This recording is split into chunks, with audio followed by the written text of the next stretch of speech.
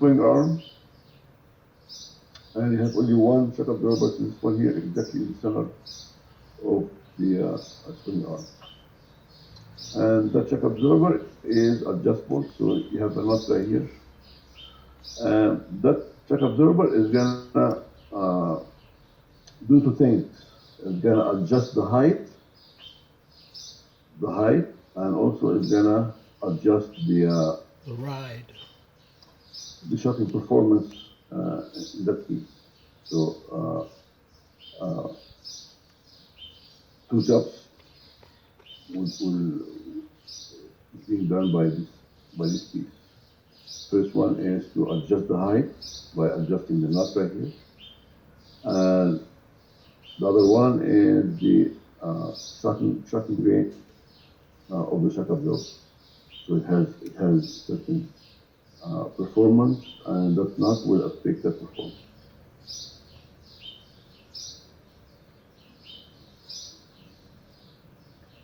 Here, what you need to know is that you have single shock, dual shocks, or progressive link. These are the two types of the suspension. And I'll bring you some pictures here. So this one is single shock, right? And here is the nut that you need to turn to the right or to the left to adjust the height of the bike. Do you know what's the name of that tool that goes right here? Do you know the name of the tool? Yes. It's a spanner wrench. You're right. It's called spanner wrench. It's called spanner. So normally it could be one or two. If you see two, so the top one is the lock. Top one is the lock. You have to loosen the top one to turn the bottom one.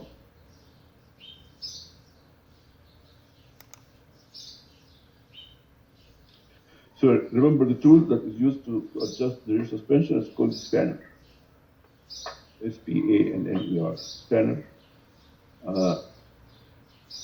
And on this picture here, as I see, you can see two of them. So the top one is the lock, and they call it lock nut, and the bottom one they call it adjusting nut. So you're gonna loosen the top one and then work on the bottom one.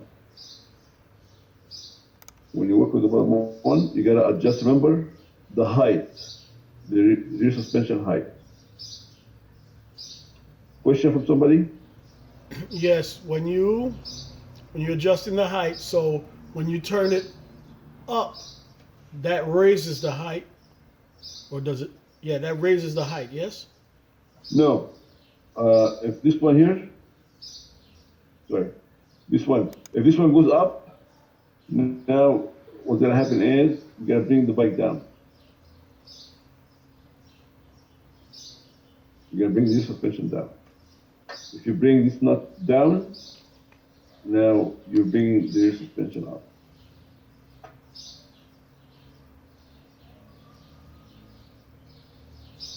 Maybe it's not clear on this picture or on the other picture. But this one shows you guys only single shot, right? You go to this one and you choose different shots right here.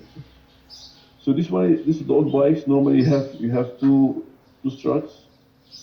You have one on one side, you have the other one on the other side. Remember those struts, they call it Macpherson struts. And Macpherson, he's the one who came with this design by putting the strut inside the spring. You may have the strut outside the spring, but in the design, they are two pieces together. The spring. Professor, I remember Marari telling me if it's a suspension like this, they call it a soft tail. Is that more of like a common term for it, or what is a soft tail? Like A soft tail is a type of Harley. Right, but is it based off the suspension placement?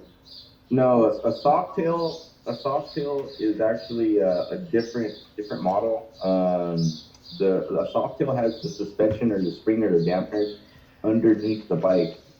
So back in the day, they used to have hardtails, and they had a look to them, right? It was like just one frame, a single unit.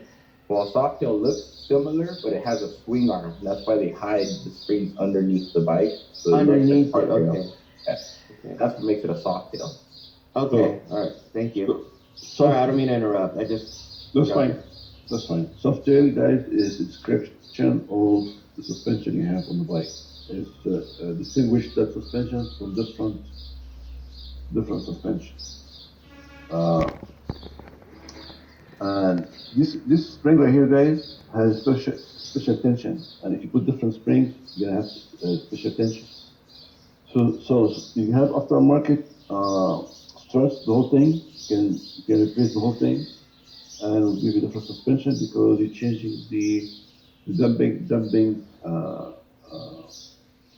performance of the piston inside here, and also you can change the spring tension on the spring coil. So you can change the suspension by changing the whole strut. So the aftermarket companies can provide that for different bikes.